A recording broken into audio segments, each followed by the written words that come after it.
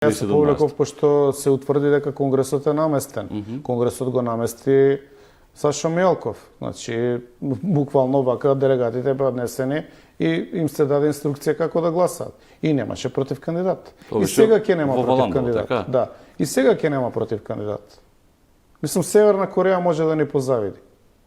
Но, од друга страна, гледате што се случува во СДСМ, моделот кој што го донесоа, секој член да има право да гласа, сам по себе ќе врши притисок да се создадат интересни групации и тие интересни групации ќе почнат да се групираат, да се зголемуваат, да се формираат блокови.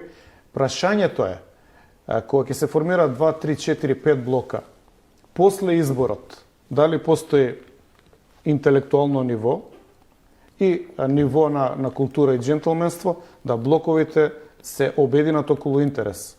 Ако они научат тоа да го прават, интерес не мислиме на корупција, да кажеме.